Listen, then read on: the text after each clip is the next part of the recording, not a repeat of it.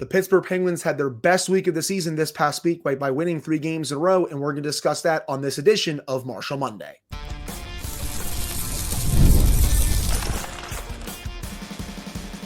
You're Locked On Penguins, your daily podcast on the Pittsburgh Penguins, part of the Locked On Podcast Network, your team every day. Hello and welcome back to another episode of the Locked On Penguins podcast. I am one of your hosts, Hunter Hodes. You can follow me on Twitter at Hunter Hodes, joined by my co-host, Patrick Damp. You can follow him on all social media platforms at Syndrome for Wet, and you can follow the show's Twitter at LO_Penguins. And joining us once again for Marshall Monday is Jesse Marshall of The Athletic. Jesse, thank you so much for coming on again. We both really appreciate it.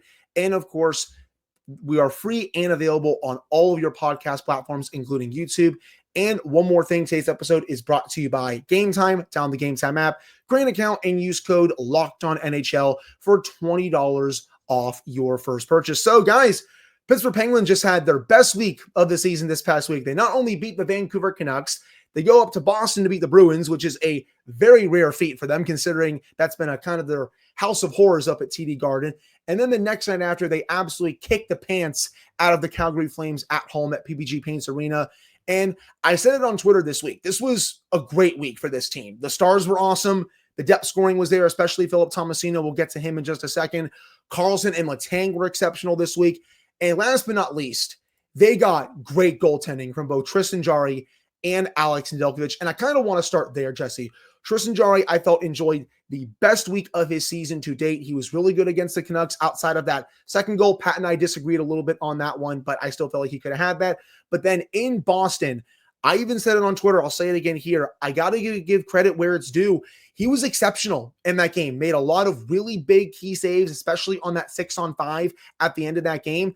That was the Tristan Jarry that we saw a couple of years ago when he was playing the best hockey of his career for this Penguins team. So it was nice seeing that come out at least a little bit. And then the next night, you have Alex Nedeljkovic, easily his best start of the season.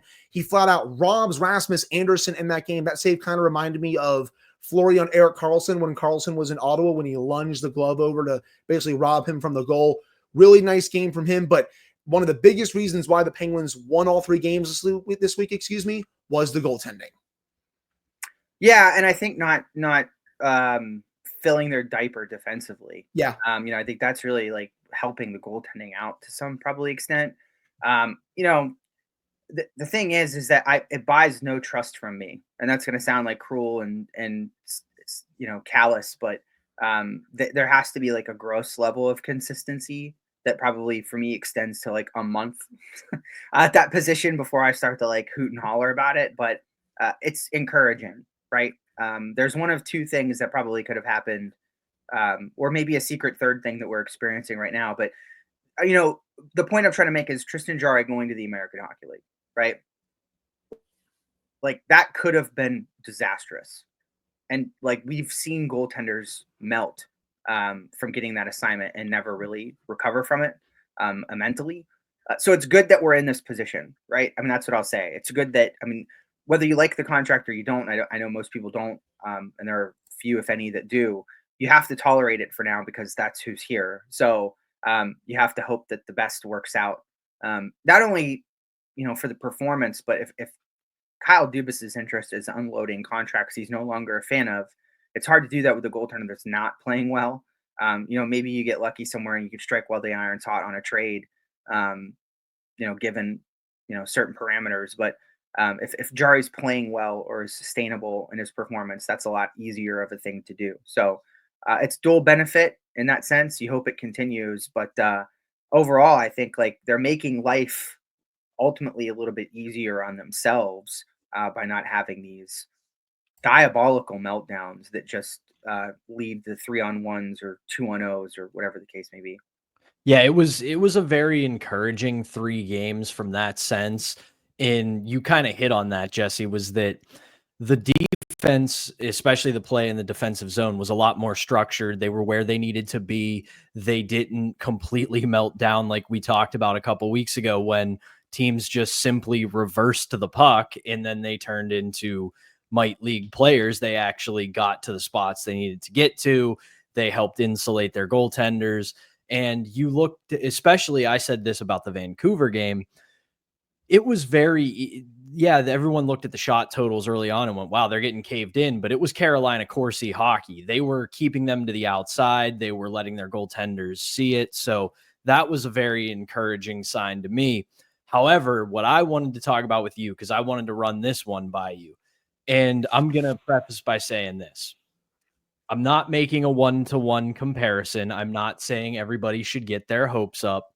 But Philip Tomasino, I look at his game, I see a little bit of Jake Gensel in it, because you look at his 2 goals.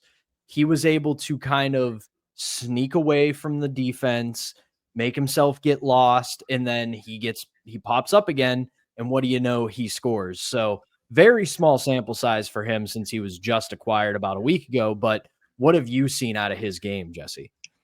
Yeah, I like what I've seen, to be perfectly frank with you. I think that whether you want to judge his performance vis-a-vis the eye test, which has been good, or the end result analytics, which have also been good, I think coming out of Calgary, I think he had, if you look at just forwards, I think he had the 3rd highest game score from that game.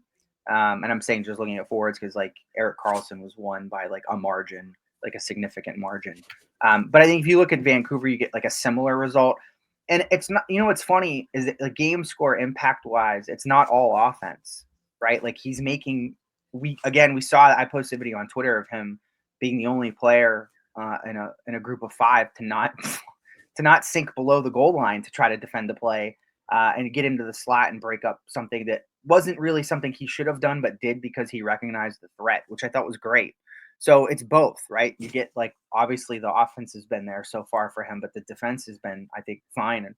I haven't, Nashville is not a team I've followed, super closely this year to know exactly what it was that was dogging him out of the lineup up there. But, they're having like closed door player only meetings about heart and effort in Nashville. So it sounds to me like the situation up there is not super bueno right now. And I don't know that they really had a defined role for him.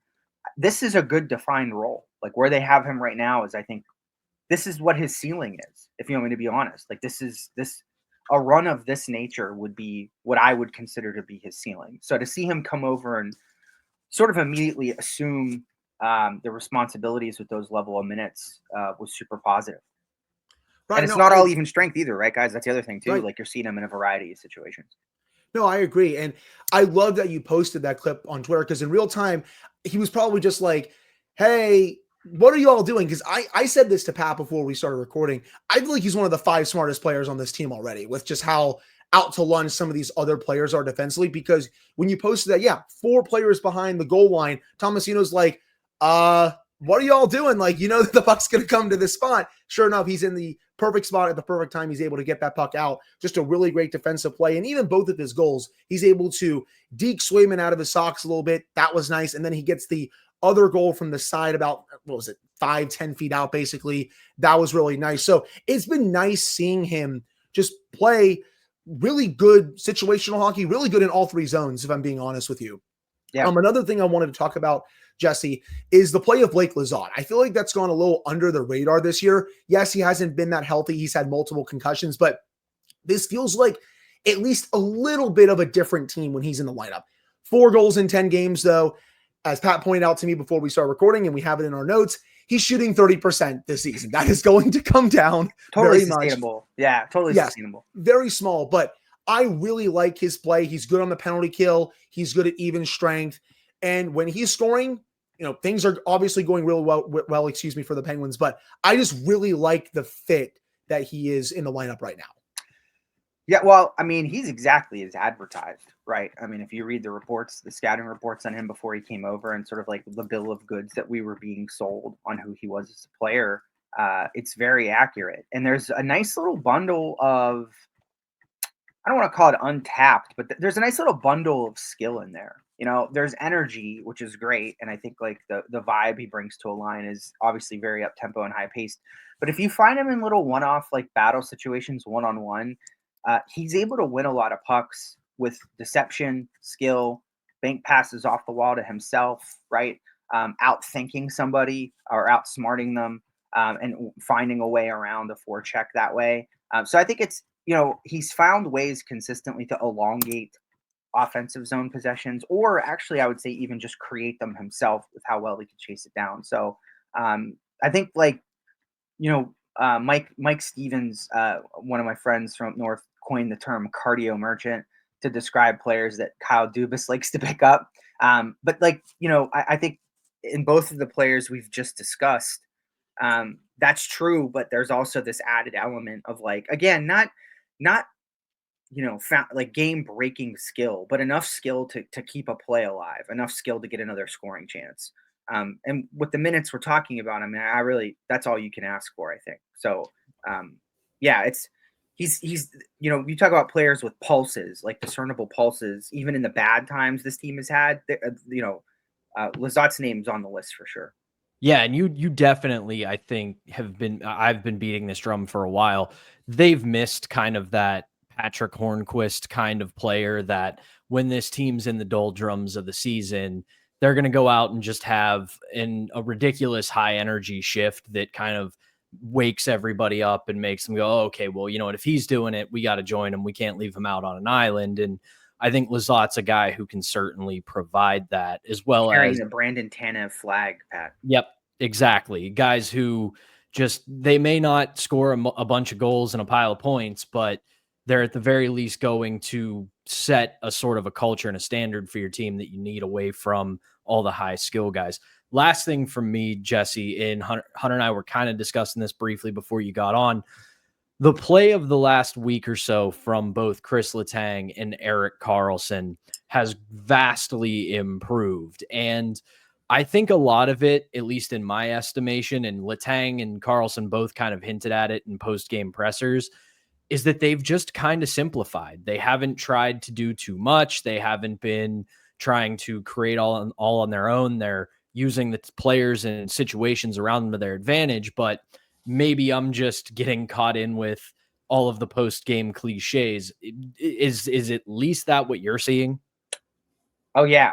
Yeah, plain as day. Yeah, not like egregious pinching on 40% chance pucks, right?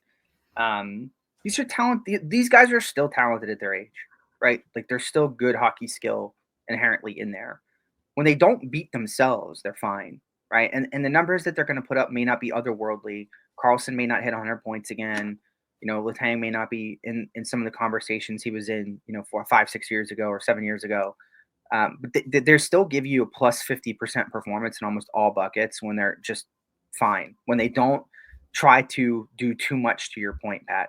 And I think we got to give an honorable mention here to Owen Pickering, who I don't know that I would have described as ready necessarily, but has been deceptively proving me wrong.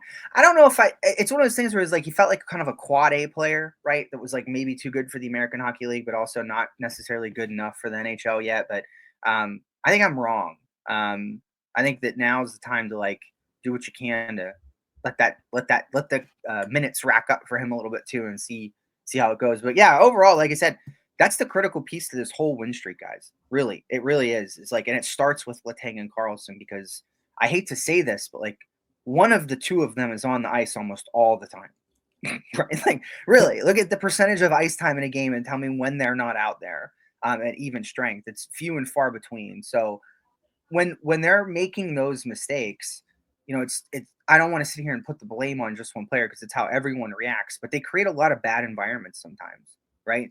And it doesn't cancel out the good environments that they do create, and they constantly do, right? They constantly are giving you zone exits and shot quality and all this stuff, but at the same time, it's marred between these periods of just ugly grossness defensively. That's always born of a place of trying to create more, right?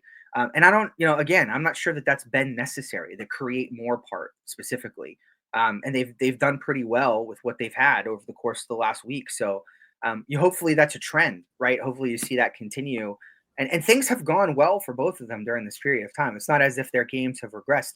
It's gotten better, right? Things have gotten better with a little less on the fork to chew. So yeah, good shout, Pat. I agree with you. And I think that's spot on. Yeah, it felt ever since that shot block by Letang in the game against the Bruins, he's been all worldly since then. He was great against the Flames, and I've been fairly critical of him this year, and I hate saying that because he's been one of my favorite players for a very long time, but it just felt like to me that his skating was kind of stuck in the mud. He wasn't making the right decisions. He was out to lunch defensively, wasn't giving them enough offense, but then you get to these last 2 to 3 games, this has been by far the best stretch of his season to date. And then Karlsson as well. I said after the Vancouver game to Pat, I want to see more consistency from him with his game. Well, you've gotten that, especially against Boston, especially against Calgary. His gap control has been better. He hasn't been out to lunch in the defensive zone. He's been giving them more offense. This is the Erik Karlsson I want to see on a more consistent basis. And just real quick, Jesse, before we let you go, would you keep Owen Pickering up for the rest of the year? You know, the reason I'm answering this question with yes, Hunter, is because the AHL video of him is just so uninspiring, right? Like I don't know what you'd ask him to do. Like, what is it that you want him to work on? You know, I don't know. I don't think his foot speed's going to improve down there, right? Like, I think it'll improve from having to play against Nikita Kucherov every once in a while. Like, that'll do it. You know what I mean? But I don't think going down and, playing in the American Hockey League is going to help. I think the ship has sailed, and this is okay, by the way. Don't take this as a complaint. I think the ship has sailed on him becoming like this Justin Schultz kind of player, which is what people fancied him as when he first got drafted. Like, I don't think that's happening. I think you're getting like a guy like a Brian Dumoulin, who's a little less apt to handle the puck grenade-like. Dumoulin, I don't think he was really comfortable carrying the puck around. My answer is yes, because I've watched him play in the American Hockey League this year, and I don't see anything else down there for him, right? And as I told you guys the last time we met, it's really hard to put a highlight tape of him together in the American Hockey League because it's him just like poke checking the puck off people. And like, yeah, that's good, but nobody wants to watch that for 5 minutes on a mixtape. You know what I mean? Like, that gets boring after a couple of minutes. Like, that's what he's doing though. Like, I think defensively, there's nothing more for him down there. And I think the type of player that he's evolving into, even if you're playing him as the number 6 guy, like, think back to Dumoulin and his trajectory, guys, and think about how that first year and a half went for him, right? It was like gross. And there was a question at time, like, and that's for that Rangers series was like sort of when he matured and blossomed, The point I'm trying to make is that the ice time was valuable to Brian Dumoulin. Right? Like, there was a rust that needed to be shaken off. There was a sort of like a priming that needed to happen before it all clicked. I would just give Pickering that time now. I would just give it to him now. Because again, I don't think you're going to gain anything from him going back down. His skating is not going to get better. I think these are meaningful minutes for him, no matter what level they're coming at, whether that's second pairing, third pairing. I've seen enough to bang the gavel and say that I'm ready to see more. Yeah, no, they've been kind of easing him in, giving him third pairing minutes. He's been playing a little bit with Ryan Shea.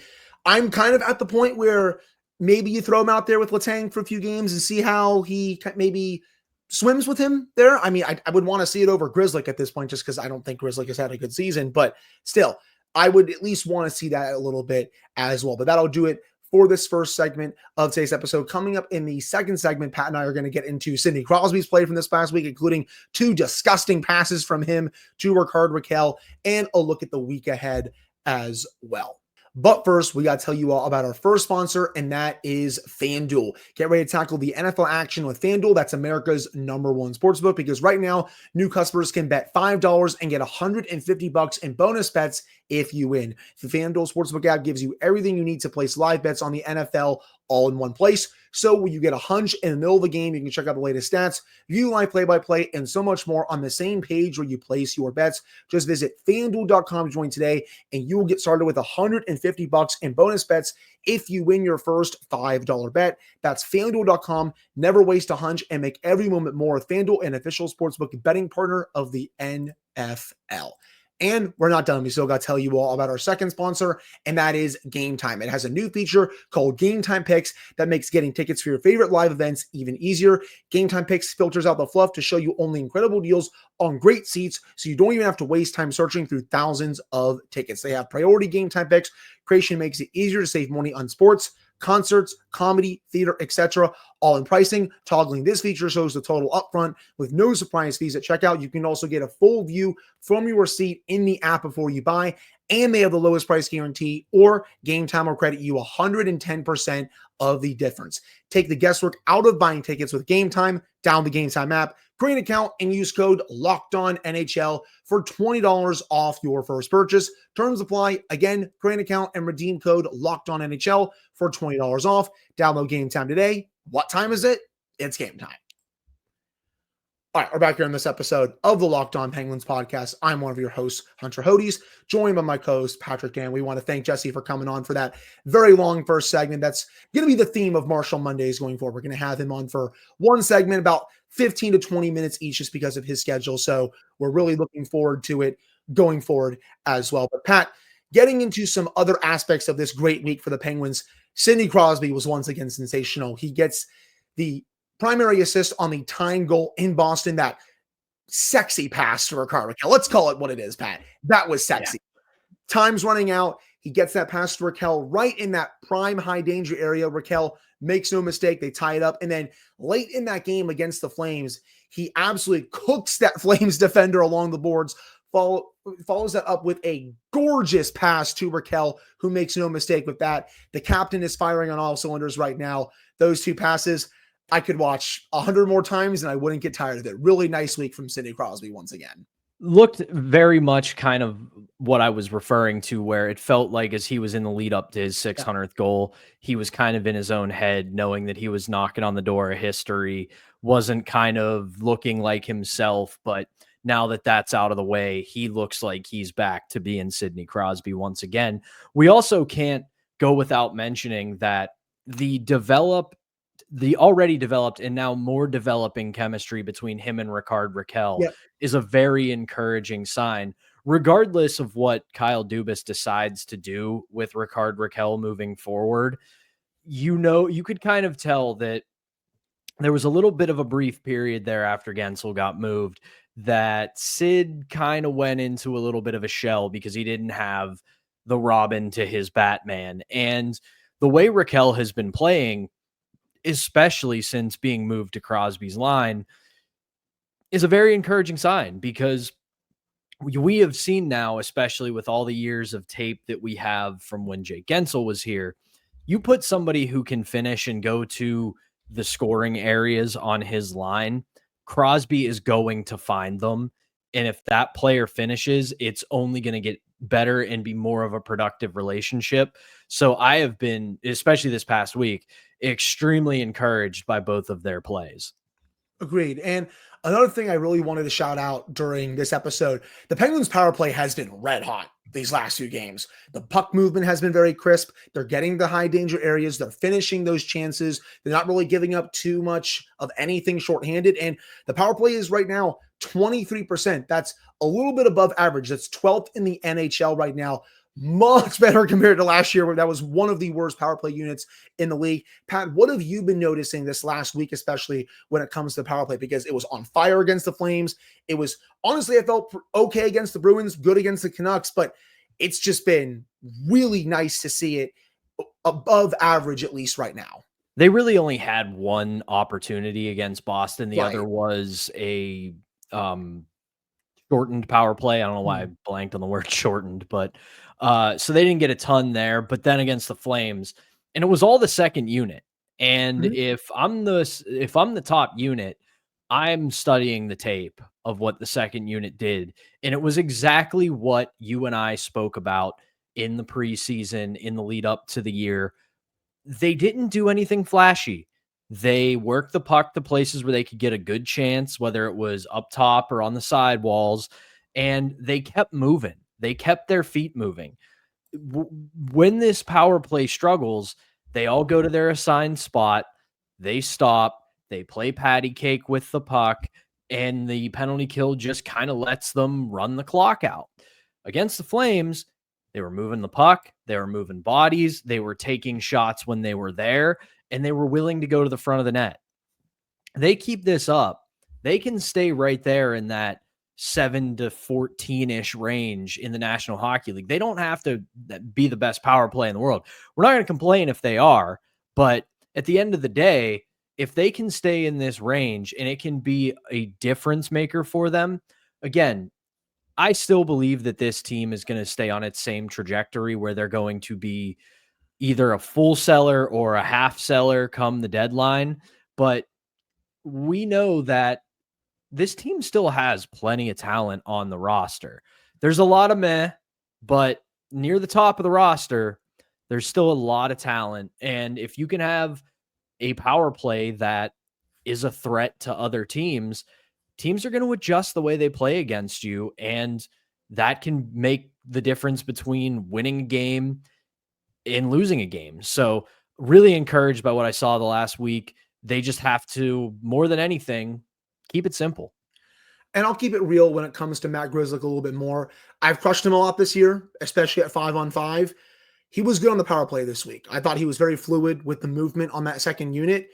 That was encouraging. So I will give him his flowers for that right there. And last but not least, before we get to the week ahead, and the Penguins will play some really good teams this week as well. I know this season has been hell on earth for basically everyone, but it's been really nice seeing them play good hockey this past week. I hope this week put a smile on everyone's faces and just brought some good vibes to everyone, because Lord knows we've really gone after this team on this show a lot this season because it's been deserved. They've been one of the worst teams in the league. But I'm just glad that the stars were good, the depth was there, the goaltending was very good, and they were very watchable. They played with a semblance of structure, which has been missing in virtually every game this season. They weren't too aggressive. They toned down some of those pinches that Jesse was talking about. Their gap control was good. Their third periods were mostly very good this week.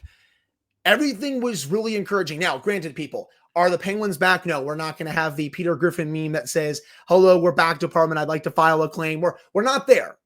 Let's see how they play these next several weeks before I bust out that meme for everyone. But at the very least, they played good hockey, and that's what I'm here for. Yeah, just be competitive. Yes. I don't care if they, because we know what this roster is. This is not a great roster. No. It's average at best. It's below average at worst. If they just play good competitive hockey and they lose a game 3-2, 4-3, 2-1, whatever, but it's a valiant effort and they look like they're a competent hockey team, where this team wants to go right now, that's more than enough for me. Right. I just want to see that effort on a nightly basis. I want to see that this team fully cares on a nightly basis. You saw that this week in particular, and the Penguins will have another golden opportunity to beat up on, well, I shouldn't say beat up. They have a golden opportunity to beat some more quality teams this week. And Pat and I are going to discuss that a little bit coming up here in the final segment. But before we get to that, we have to tell you all about our last sponsor, and that is PrizePicks. It's the best place to get real money sports action.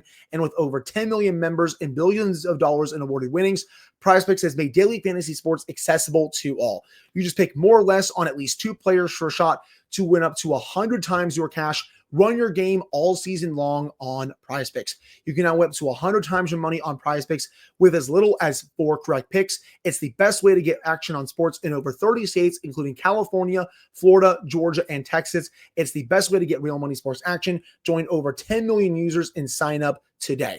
Sign up today and you get $50 instantly when you play $5, and you don't even need to win to receive the $50 bonus. It's guaranteed. They also offer weekly promotions that can lead to big payouts like Taco Tuesday. Each Tuesday, they discount select player projections up to 25% to provide even more value for your lineups. Download the app today and use code LOCKEDONNHL to get $50 instantly after you play your first $5 lineup. Again, download the app today and use code LOCKEDONNHL to get $50 instantly after you play your first $5 lineup. That's PrizePicks. Run your game.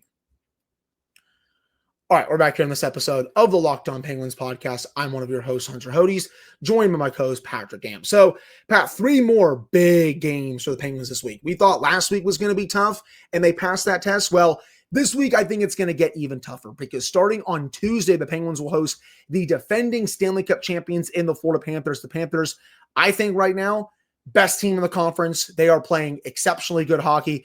I have them as the favorite to come out of the Eastern Conference right now. Yes, I know the Capitals are playing very good hockey. Yeah, the Rangers, are still lurking, but they're also playing really poorly right now. You have the Devils, you have the Maple Leafs, but the Panthers right now, to me, are the best team in the conference. That's going to be a big test for the Penguins at home on Tuesday.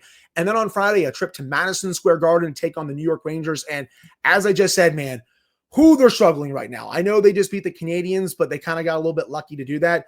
You've seen Chris Drury say, hey, I'm kind of open for business right now. I have Jacob Trouba on the market. He's been kind of on the market, though, for the last several months.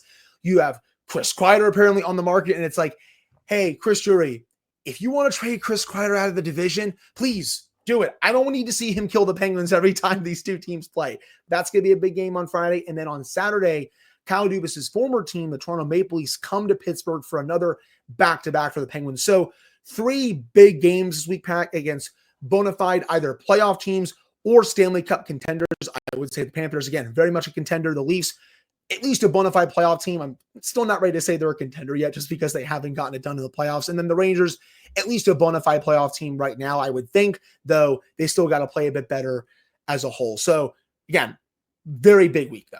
It's huge. And you know what you're going to get out of the Florida Panthers. You're going to go through 60 minutes of hell. Yes. They are going to beat you up. The whistles aren't the end of the game against the Florida Panthers. They're going to goad you into scrums.